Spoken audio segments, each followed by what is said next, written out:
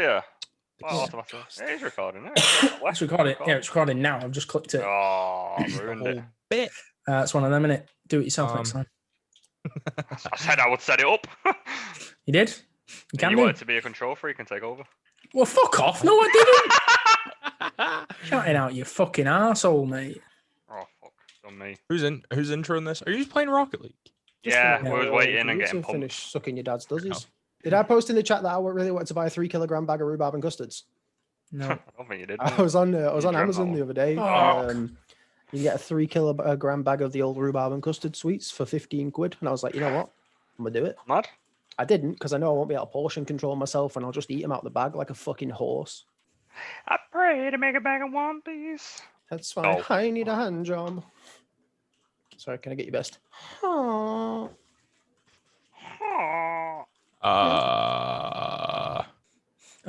mints.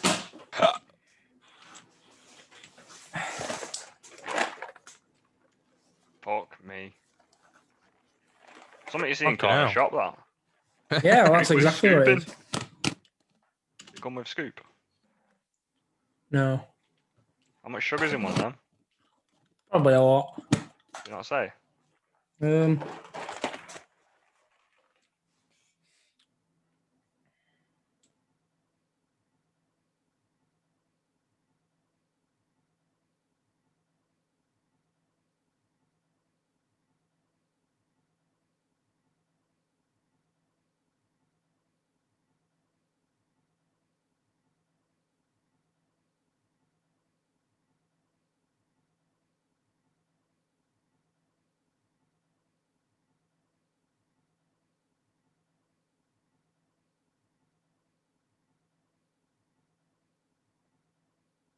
But what I would do is when you cook it in a pan, my guy moving a bit mad. Fucking hell.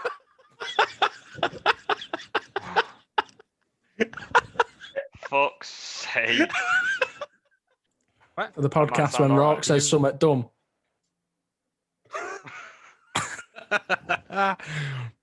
Where have you been this evening, Rock? Have you been watching Corrie? Yeah, don't want to close my eyes. Don't want to fall asleep. It's like Stay Still podcast here.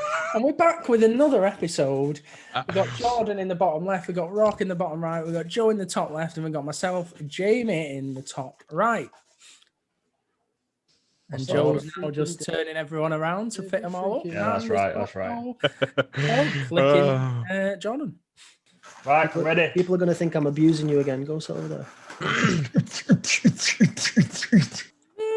Right, are we? Was that the intro? I was the intro. We've volleyballed it, mate. We have volleyballed it. Copyright infringement. I was actually watching.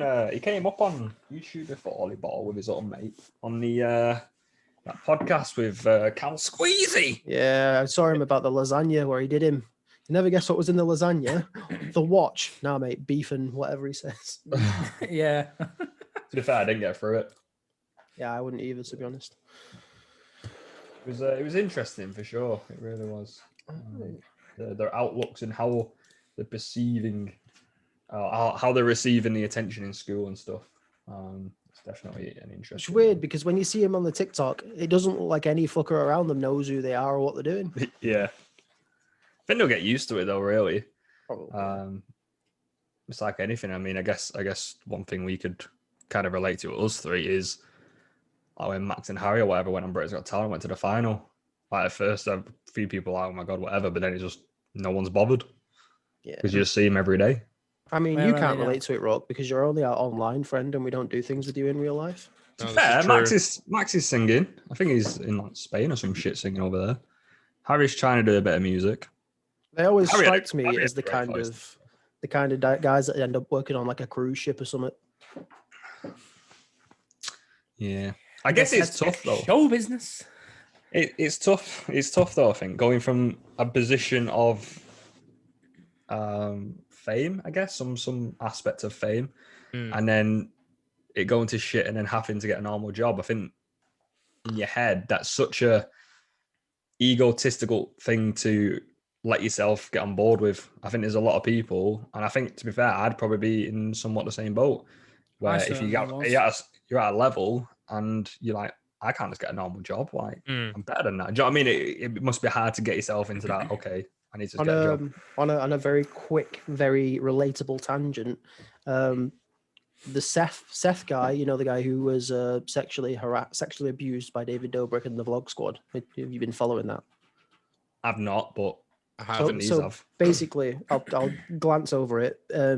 David Dobrik did a prank on his friend Seth a long while ago, where he got his friend Jason to dress up like an old man. They put like an old man suit on him, you know, like they have in Jackass, the bad grandpa makeup.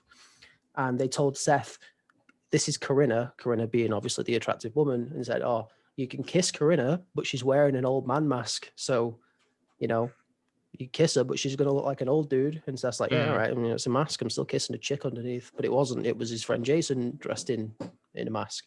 So when he was in the middle of like proper tongue making out with this guy who he thought was a girl, pulled the mask off, and he's like, oh, no, you got me. I've been pranked. Turns around a couple of years later and says, I was sexually harassed because I didn't sign up to kiss a guy. You know, you didn't tell me I was kissing a guy, and you led me to kiss a guy, basically. And it's a bit of a grey area, obviously. Well, I think it's a bit of a grey area, obviously, because, yeah, it is sexual harassment. You didn't know, but at the same time, it's one of them, you know, like you kind of, when you live in a prank house and you just expect to be pranked, you don't really think too much about it, do you? And then I have quite mixed reviews on that, because it's like, yes, it is sexual harassment. Like I don't think there's a grey area over it in terms of that. What happened. He definitely was sexually harassed. He didn't expect it. He didn't sign up for it, as you'd say.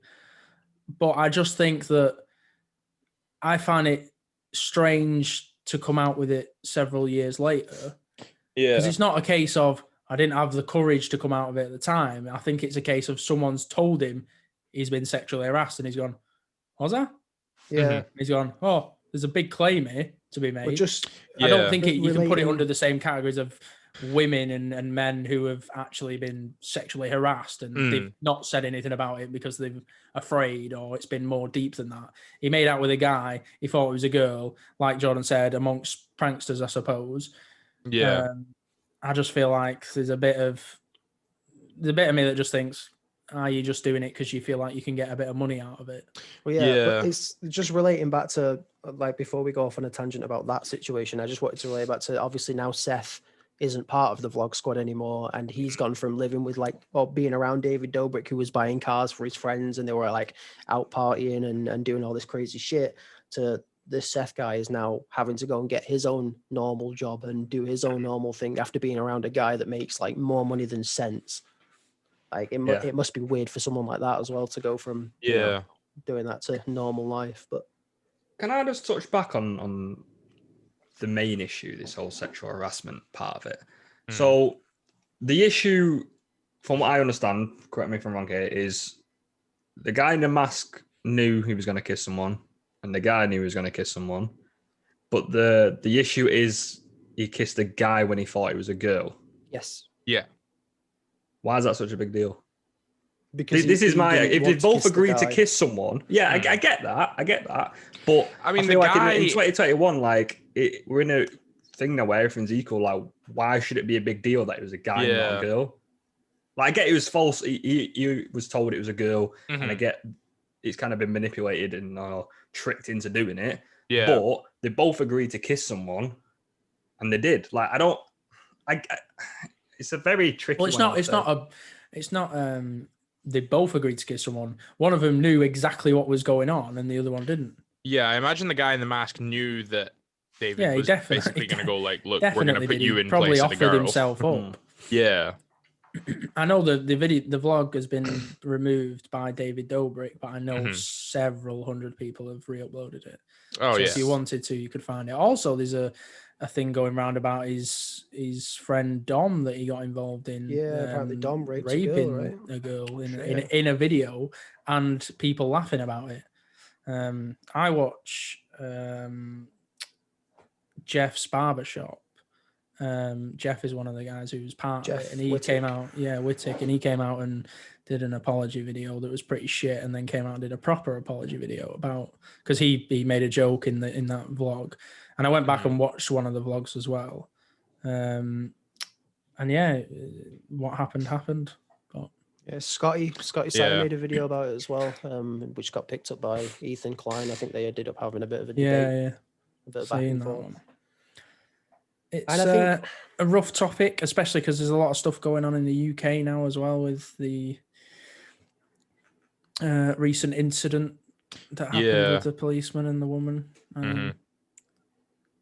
What's your guys' verdict on the whole? So explain the story for me and people who might not understand what's going on. The story of the woman, Sarah Everard. Just what was the situation? Why did it happen? Jordan, you sound like one of you might be better equipped to tell this story because I'm not massively clued up. Go on, Rock. You've not spoke yet, mate. I feel like I've barely heard from you. I was just gonna say that from what I've heard, she was walking home alone one night, and it was quite a dark night, and she was walking home through quite an unpopulated area, and a man who turned out to be a police officer. I don't think he was on duty at the time. No, he wasn't. He wasn't on duty at the time. So an off-duty police officer came up and basically sexually harassed, raped her. Timeline of all that, but she was like, I think he cut her into pieces and stuff. Jesus, so it was like a fucking Dexter job. Yeah, pretty much.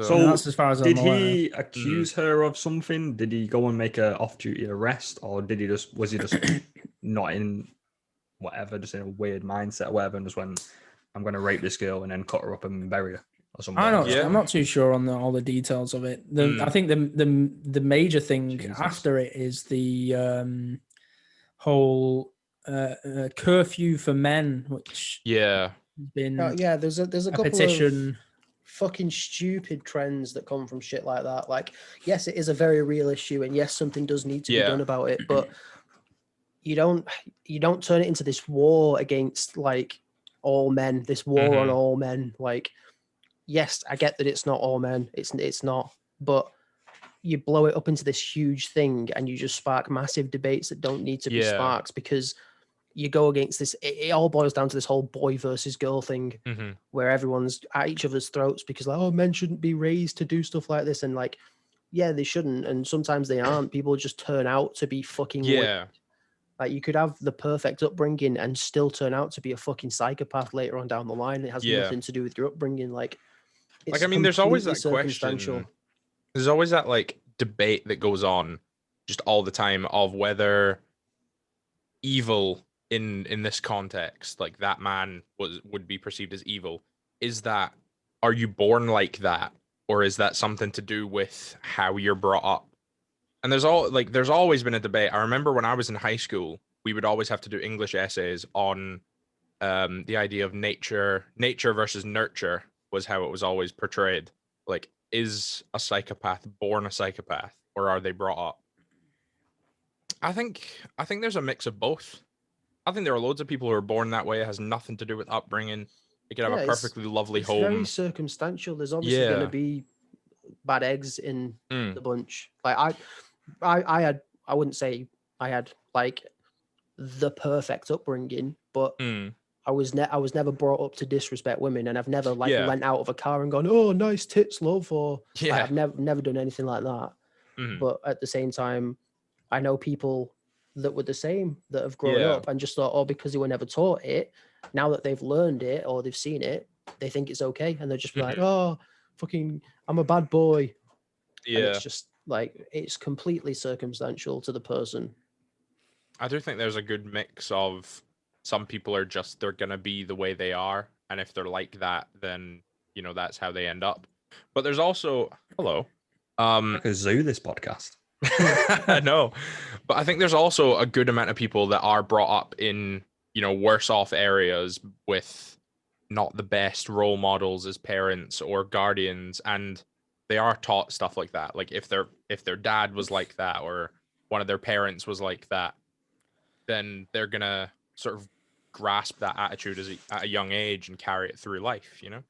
This brings me into something I wanted to bring up, actually. It's something that we talk about a lot, and I think everybody talks about a lot. But we had a good conversation the other day about it, I think when we was playing Rocket League. But mental health and serotonin levels. Do you think that is influence? Do you think it can change? Do you think we're all born with the same amount and it changes over situations? No, definitely not. Yeah, I don't think we're all born with the same amount. I think some people have it very good, like yourself. I'd say you're probably one of about 5 people I know with probably very high serotonin level naturally. Yeah. And I know people with very, very low ones. And I think mental health's a weird topic because there are a lot of people, I think we touched on it in a previous podcast briefly. There are a lot of people who have massively struggled during lockdown.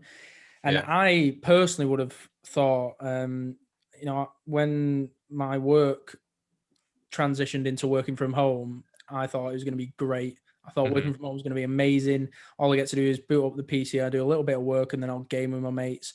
And it was like that for a little bit, but then it sort of takes its toll on you a little bit. And you realize you're not going out and socializing as much. Bear in mind, if COVID didn't happen, you'd be going out more often. You'd be going out like the simple stuff of going out and sitting down in a restaurant and eating, which I know Joe can't wait to do. And a lot of people do. Going out shopping, going out to like theme parks, to zoos, a lot of stuff that you can't do now. Like even for a while, you couldn't go to a park. People couldn't take kids to a park, and that's just a simple thing. Now, obviously, I wouldn't say everyone's stuck to the rules, but some people have been going out and drinking together. And okay, hold on, what's happened there? Then my apologies. You just leave? No, my internet keeps crashing, mate. It's been up and down all day. Right, carry on. Well, yeah, no, I mean, my main point about it is I think coronavirus and COVID on a whole and lockdown on a whole, I think is coming to, I think it's reached a point maybe at the start of this year where I think more people have had a mental health effect than they did last year. Yeah. I think people are getting tired of it. And truthfully, I don't think a lot of people would have been new to mental health and wouldn't have ever experienced it in their life. So they might not have known how to get the help. And I do think a lot of people maybe would have committed suicide or just been struggling for so long, feeling so shit. And if you go from maybe your serotonin's not high anyway, but if you do struggle with mental health, your serotonin levels are so fucking low, ridiculously low. And it's finding something to boost them up. I know Jordan can talk about this a bit more because he has stuff that can boost his up. But we did talk about it the other day of taking tablets and taking tablets for depression and things like that. I've never taken tablets for depression because I always thought it might have a negative impact on me because I also didn't want to rely on tablets to make me feel happy. But also, I've not had anything that's lifted me up and thought, well, I have. I've had Megan every now and again and go around and then I feel happy because I've got a girlfriend, and then Joe will cheer me up every now and again and Jordan will cheer me up and Rock yourself will cheer me up, but it's not enough. I've not got like a constant flow where I pop a pill and every day I feel fucking what? Said any other dick you want to suck while you're naming names? My mum and dad. We're getting cancelled. We're getting cancelled already. Oh, fucking hell. Yeah, well, I mean, I think I can't wait for there to be something available that allows access for people with mental health to just feel happy. I know it sounds weird to say because it should be a natural thing, but where the fuck's he going?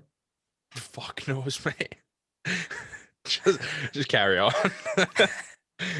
I'm just trying to. Anyway. Sorry, while you're talking, I'm looking here. I'm trying to see if we can get something that shows the suicide rate going up over that now. Yeah, sound like a graph or something. Yeah, I mean, I think the only reason why I think it would be like the start of this year where that would have happened is because I think people would have struggled for so long, and maybe people would have been thinking, shit, things are going to open up this year, and then we had a couple of things that put that back a little bit. And then all of a sudden your motivation drops. Maybe people had holidays booked at the start of this year and then that got cancelled.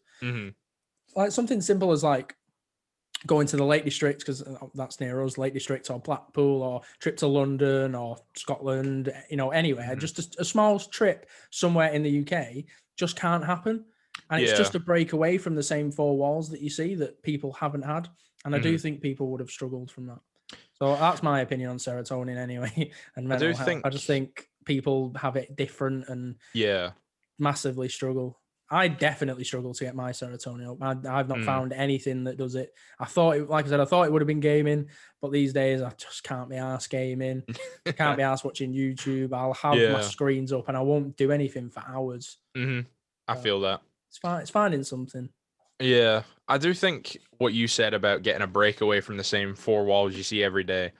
I feel like with lockdown having lasted so long in the UK and going through so many different waves of it, it's almost like that. Like who came up with the definition of insanity as like doing the same thing over and over again, expecting different results? I think lockdown has consisted of a lot of that, of waking up every day, expecting something to change in your daily routine enough to, make your day feel different. But you're waking up in the same house. Different day. Yeah. You're just waking up in the same house, doing the same stuff because you can't do anything else. And I think that definitely takes a massive toll on like people's mental health in general. I think it has become a massive problem. There's going to be a 100%. Lot of issues when stuff opens back up. Yeah, as human nature as well, we want what we can't have. And, and being told and refined to our house and being like, you can't go out. Yeah. I think that, if it was just some people kind of did it on their own and wasn't told they had to do it, then I think it would have been, everyone would be a lot better. It's kind of like, okay, I'm making this decision. But when you're told you have to do it, whether you want to or not, you're just like, it brings you down even more, and you're just like, what the hell? And people are, sorry, Jordan. Fucking will be. People are very social creatures. Like, we thrive in situations where there's multiple of us and there's multiple different minds going in this at the same time in the same place. We like feel that connection with groups of people, which doesn't help when one of the group keeps leaving.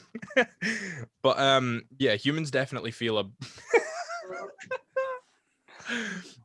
I think humans definitely thrive in a situation where there's multiple of us, and being in lockdown, you both have that drive to want what you can't have, like the classic tell a toddler not to take a cookie. They're going to take a cookie.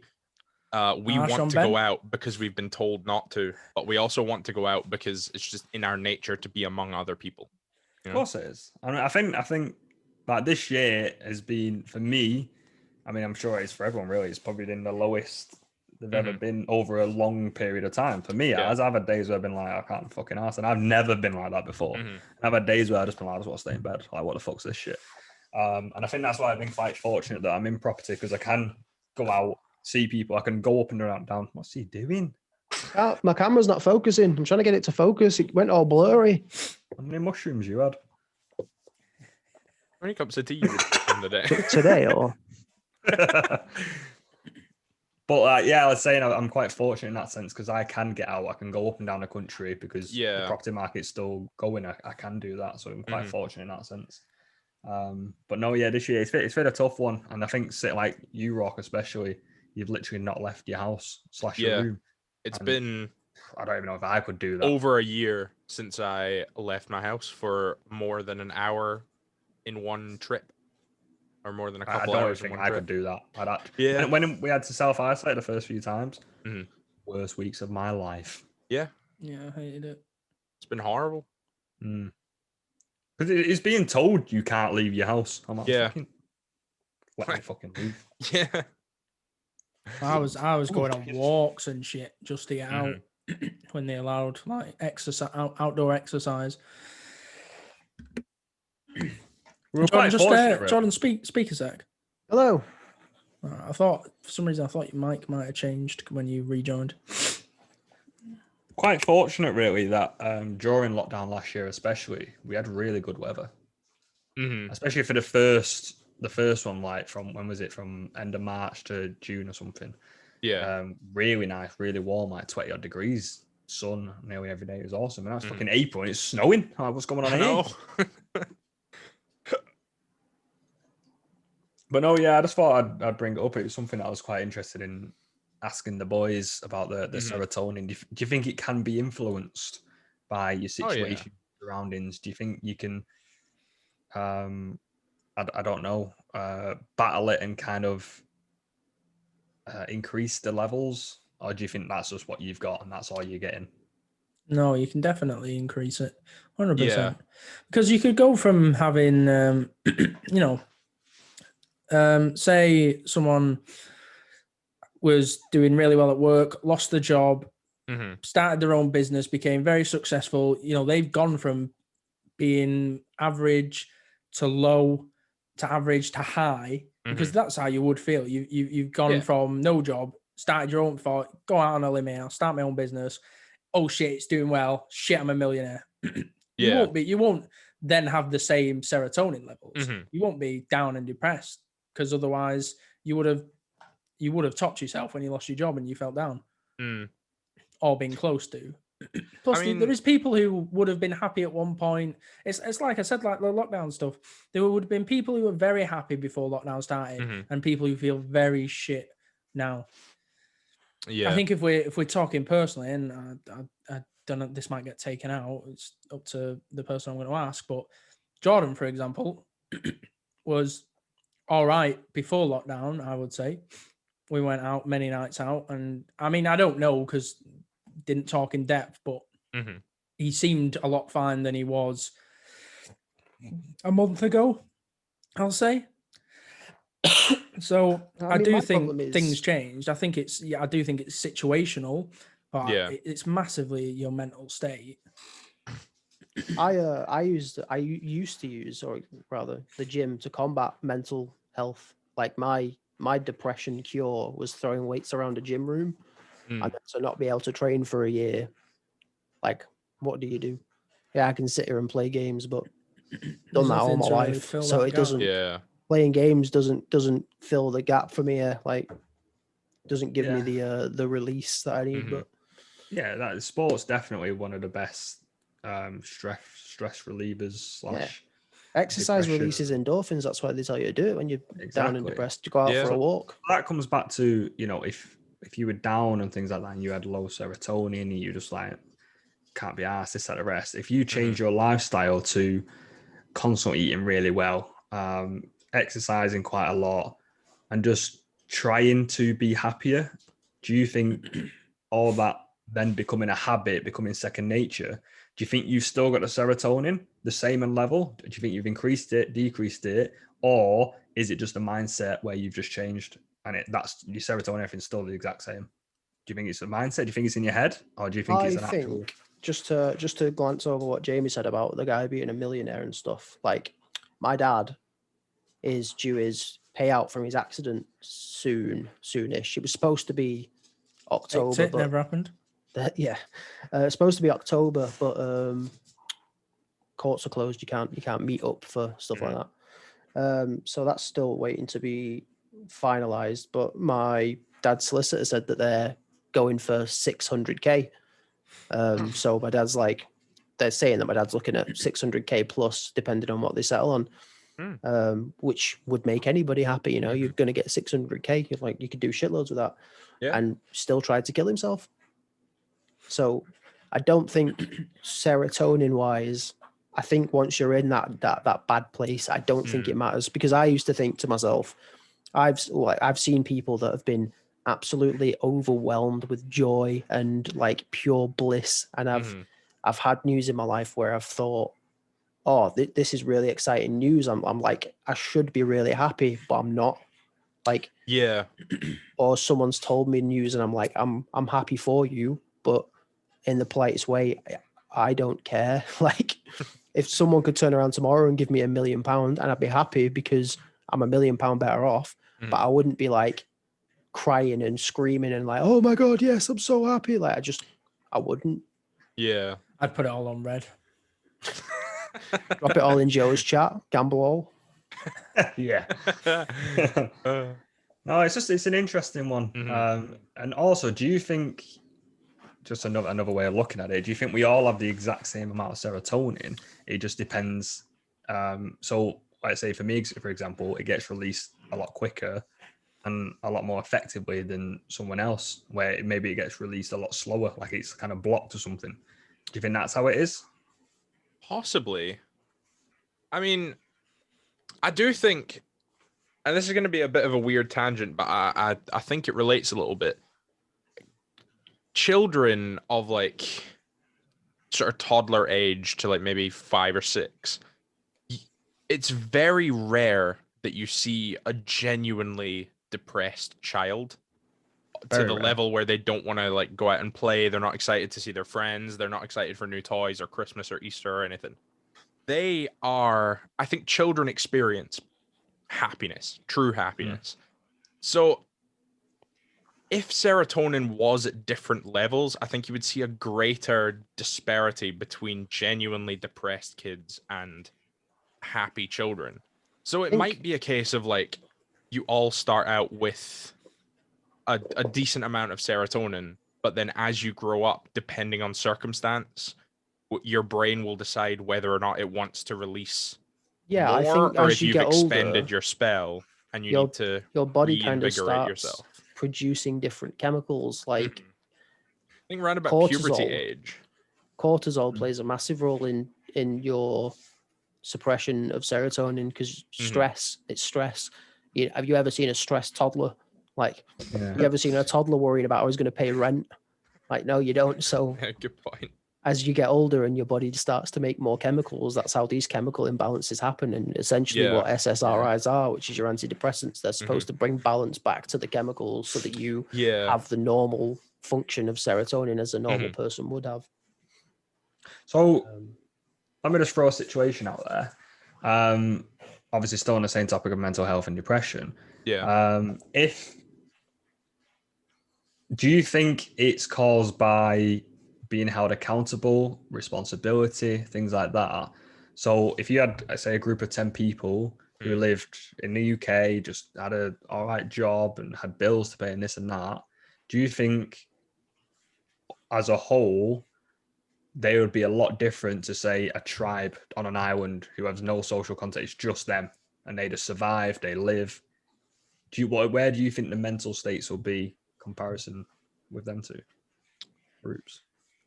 I think in a situation like that, it's less of the idea of responsibility and being held accountable, and a lot to do with sort of, and this is going to sound very like anti-establishment kind of rambling, but I feel like people are starting to realize, rather than think, they're starting to realize just quite how off balance society is for the different social classes. So people in, like, for example, teachers, you'd say they're like pretty bang on middle class, like middle class job, usually a 3 to 4 bedroom home. Like they go on maybe 1 or 2 holidays a year. They've got money, they've got a stable job, stable income, a nice family home, and enough time on their hands to have that connection with other people. But then I still think there's an imbalance there between people who like own businesses, who earn a bit more but have more free time. People are starting to notice these imbalances a lot more. And I think people in the lower classes their mental health is taking a toll through that. So like in that situation of the 10 people with, houses, income, they have to pay rent, I think it's less of the responsibility and more of the weight of the responsibility on those particular people. So like the tribe, they don't have any responsibility, but if they lived in a world where rent was calculated by income rather than a set amount by a landlord, and tax was flexible per household rather than per bracket of income and stuff like that, there would be a lot less disparity between them than the 10 people, but the responsibilities remain the same. It's just the weight becomes a bit different. I imagine people in a tribe have things to stress about the same way the 10 people living in a house have things to stress about. I just think the people who are living in society, obviously, the more you have around you, the more you'll miss it when it's gone. So 100%. tribes people are just used to, the standard wake up, go and get food for the village and, interact with the people around. Like it's like, for instance, my dogs. And I was saying to Molly the other day, like, I wish I could do more for my dogs, because to your dogs, you're their entire world. All they do is eat, sleep, and run in the park. How could a dog sit there on the couch all day just chilling? I couldn't do it. Like, why isn't there more stuff for dogs to do? Because realistically, what do they actually do in life? Shag. Well, not my dogs. They don't, because this is a Christian house. It's funny how kind of bullshit the things we've created has caused all this, because it's materialistic stuff. This tribe, realistically, they've got the more serious end. They've got to survive every single day. It's a lot easier for us to survive. We'll just go to the shop and get some food. Do you know what I mean? Like the important parts for us, it's the bullshit that causes the stress. How much money you make? Can I go out for food? Can I do something with my mates? Like, that's what causes the stress and anxiety. It's self-created, and that's why it's very interesting, for sure. I also think envy could play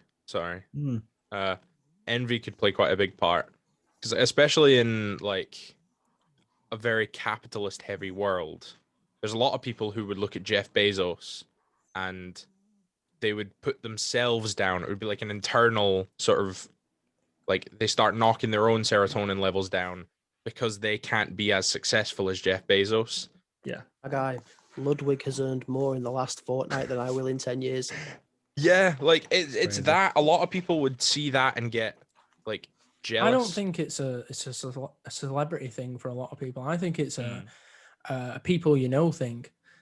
Yeah. For example, like, you could have, I mean, personally, I'm not like this, but I know people who are like this, who have friends who are doing well for themselves, and then they do like, they might distance themselves from them. They're doing better than they are, and I think it's just modern day jealousy, really. There's different ways you can look at it. Right now, especially, mindset's a big thing, and everyone's talking about how to improve, work smarter, not harder, all this sort of stuff. And it goes back to that, you're the average of the 5 people you spend most time with. And if you want to keep growing and be successful, a lot of people are cutting people off who aren't in that same mindset and in that, because they want to surround themselves with that so they can excel themselves. And it is, it's many different things that kind of go into it. But I don't know. My guy with his mints. That's the most seductive way to put a mint in your mouth I've ever seen. I was going to say something else. I can't remember what I was going to say. The quote of the poddy is, comparison is the thief of joy. And it's true. The more you compare yourself, you're unhappy. Here's a question. Do you think in that scenario of, say, a group of friends, like, say a group of 5 friends, right? So there's 5 people that always hang out. They've been friends since childhood. And there's one that is doing extremely well for themselves. They've started their own business. The business is booming. They're making a lot of money. They're succeeding. Their business is expanding. They are very successful at the moment. But then on the other end of the spectrum, there's one friend. So 3 friends are just, they're average. They don't really care what happens with the other friends. They're middle of the road jobs. They're perfectly happy in the way they live. One's very successful and one is struggling to find employment, struggling for income, and, struggling to find connections with people. Do you think there is a difference in the successful friend distancing themselves from the other 4? As opposed to the non-successful friend distancing themselves from the successful friend in particular? Do you think there's a difference in mindset there, or do you think it's the same thing, like different sides of the same coin kind of idea? No, I think. I'm sorry, go and drop. Sorry, speaking from experience, and I'm not going to name names. I have friends who had big dreams and wanted to do all this, that, and the other, the same as everybody else, and might have fallen on hard times. And you know, some of us are doing better than others. And those friends who maybe haven't been doing as great have fallen into this defeatist mindset of never wanting to achieve more than just being able to put bread on the table. Like you get stuck in that cycle of, mate, say me fucking name next time. I just want to get a job. I just want to make a wage, and you know, and that's it. I want to go home at the end of the night, kick my shoes off, watch a bit of TV, and go to work the next day. And they'll lose all of that motivation and drive they had before, when they were trying to do it, because they failed once instead of constantly trying to do it again. And then I think, say, not that I would say I'm one of the successful friends, but me looking at one of my friends who didn't make it and is struggling, that friend would be so negative that they'd either be angry all the time when you do speak to them, or they don't really contribute much, and it sort of bums you out, and you don't really want to speak to them about it, because then you seem like you're being condescending because you're in a better position than they are. You really just it's a vicious circle. Yeah. Moving on to a slightly different topic, just because it's happened recently, and I've seen a couple of comments on the old social medias of people's different views on it. The Grand National, that happened yesterday. Peter want it stopped, and there's a lot of animal activists that want it stopped because one horse broke his leg, and there was no fixing his leg, so it got put down. It doesn't happen every year, although people say it happens every year. It didn't happen last year. Did it go on last year? Not last year, sorry, the year before that. It didn't go on last year. No, that was just a genuine question. I don't remember hearing about it. No. So what is everyone's opinions on sporting events that require animals? Because obviously dog racing, I mean, as far as I'm aware, that's still a thing. I don't know if that's not. Yeah, the greyhound races still go on fairly often. Do you think that they should go on? What are your opinions on it? I'll give you mine. Doesn't affect me that it happens.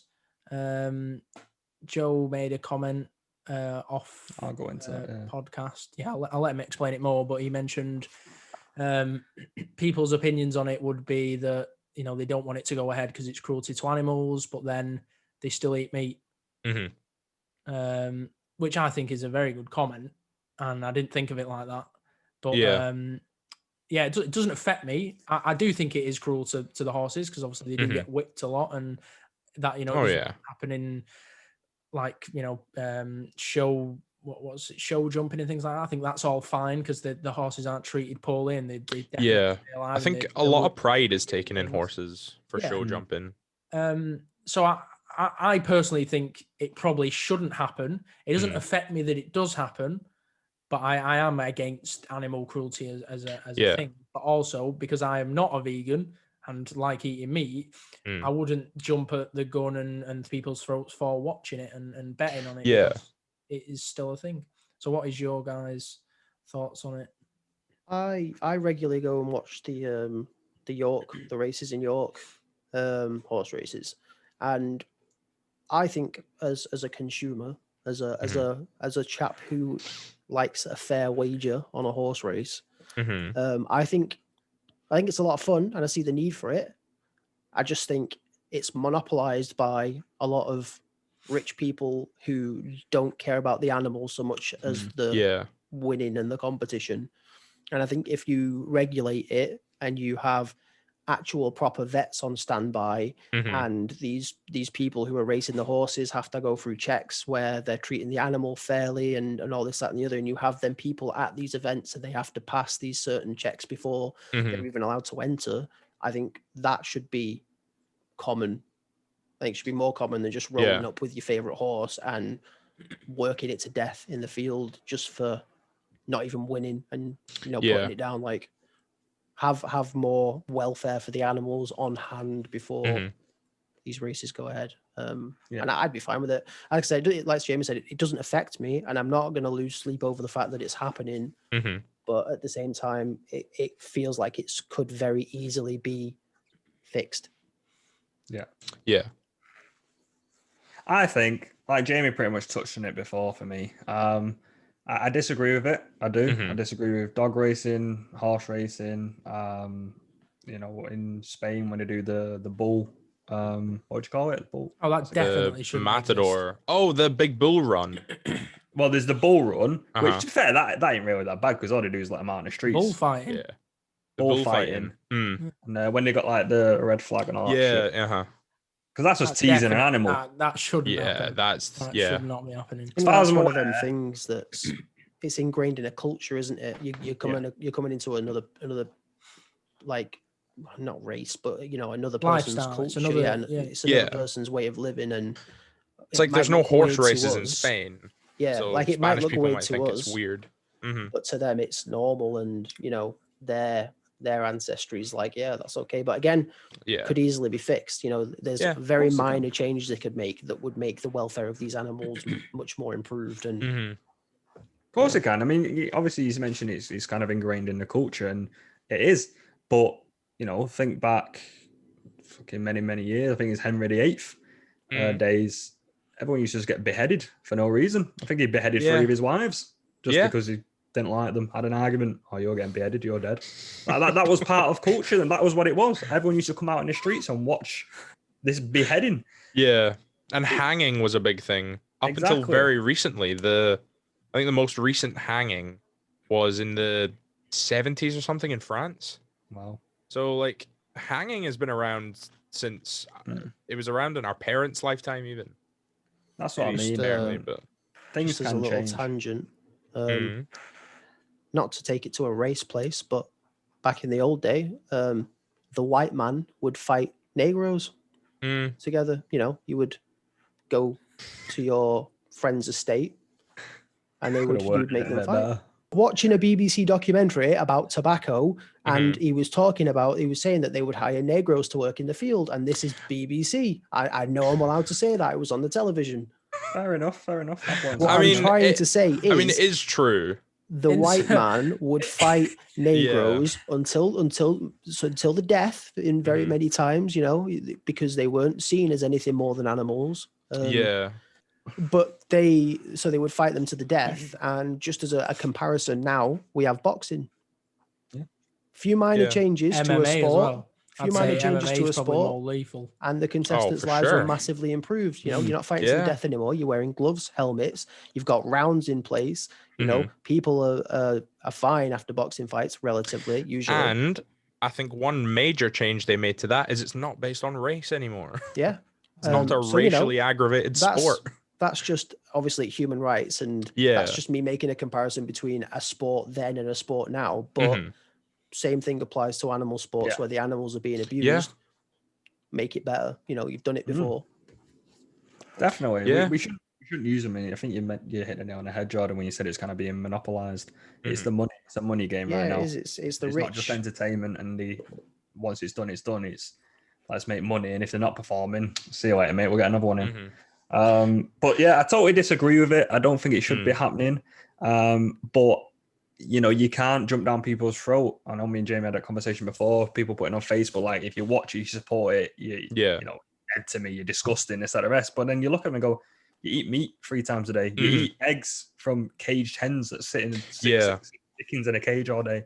Like, you're contradicting yourself because just because you're watching on TV, but then you're going and eating them, they're being slaughtered from these factories that are producing cheap meat because they just and you wear them. Yeah, you wear them. Yeah. So there's levels to it, and I disagree with it, but I can't. I think we're all sat on a leather seat. Nah, this is faux leather, mate. I'm cheap as fuck. Yeah, mine. I think mine's faux leather as well. To be fair. But yeah, I don't think you can necessarily argue. I think everybody on Facebook now just wants a reason to have an agenda. Like, I don't know if it's lockdown, but I scroll through my Facebook now and it is just people shouting at people like all the time about something. The amount of people I see fucking swearing that COVID isn't a thing and just arguments everywhere about it. It's just people just want to fight. People got nothing better Yeah. to do than just to argue the toss about stuff. You just started giggling through Little that. tangent. You want to see something that my nan got me for my birthday? Go on then. Yeah. She's got me this little book. If you can read that. I don't know what she's trying to say by that, but it's a very lengthy book as well. It's it's not one of these freaking have a flick through it. Like, it is pages on pages of basically just telling me to get off my fucking phone. It's got quotes from Napoleon Bonaparte. It's like some incest. Who? Don't do that. Incense. He's got demons in his room. Is that incense? It's incense. No, it's Looks incest. like a fucking No, it's cable incest tie. according to Jordan. It looked like a cable tie. That's why I was confused. I was like, don't like plastic. I have He's got walking around cable his house ties in with his sage. bedroom. I wonder why. Wait, I've playing got cable Phasma. ties in my I'm bedroom. gonna get the spirit box out soon and start hunting demons. Get Ouija out. I'm the closest thing this call has to a Ouija, mate. No, you're a foreigner. You're the closest thing this call has to a language barrier. Little subtitles.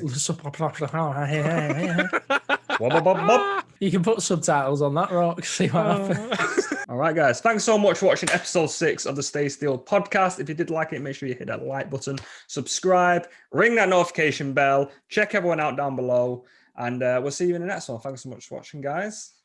Peace. Bye. Ciao. Little subtitles.